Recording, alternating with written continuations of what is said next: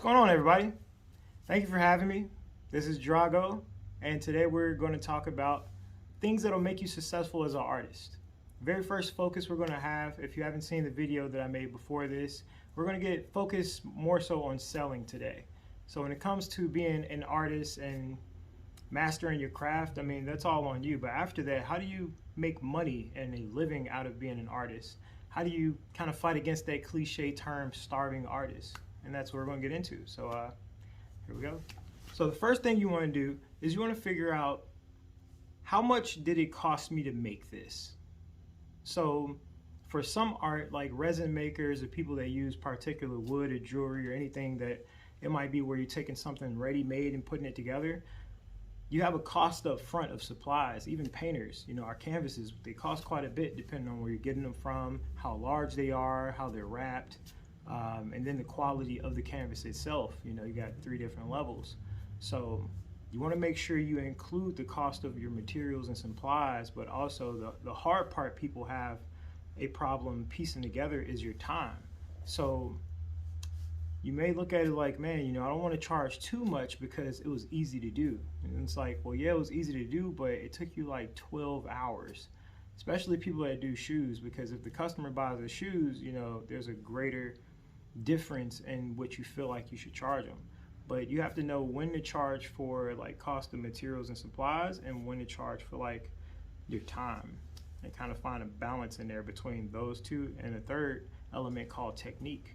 So if I'm a portrait artist and drawing cartoons is really easy for me because portraits are so much more complicated, then I may not charge as much for a cartoon than I would a portrait, which is something that takes a whole lot more time, and it's just not as fast. It's a lot more details you have to put into it and layering, just like painting.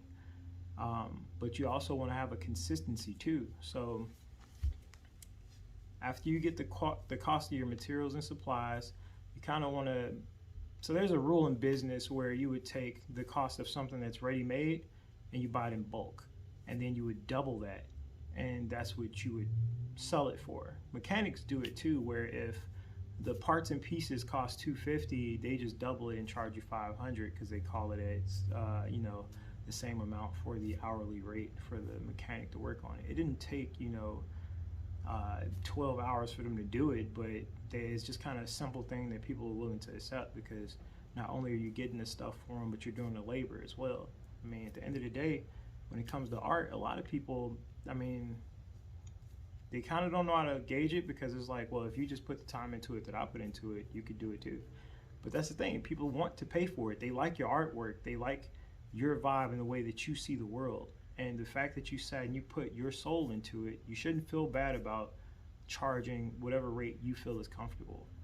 But today we're going to talk about how do I get an accurate price that I don't have to lose sleep on, So aside from the hourly rate for technique, it's pretty normal to charge between $25 and $50 an hour depending on what you're doing. So if I'm doing some shoes and they take 8 hours to do, because I have the tape in, spray paint, I have to get the references proper size and outline everything and so many layers. If you charge $50 an hour, it'd be about $400 just for paint. And it's like, well, if you're not comfortable charging that much, what's the lowest you'll charge? Because at the end of the day, you don't want to charge like $10 an hour and just make $80 when you just worked for 8 hours straight, So you could find a medium range in there. So start with a high, look at your low, and try to find something you're comfortable with after supplies are paid for. And another thing that you could do is you could just Google some competitors. So look up how much are people in larger cities or areas charging for the same thing that you're doing. And then look at local and say, well, is anybody available to do the same thing here locally?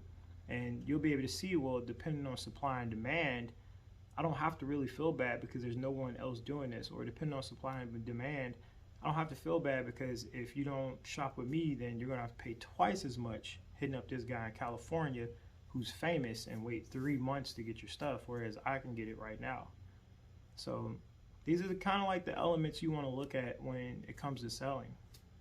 So let me know what you feel about the video. leave a comment, like, and subscribe below.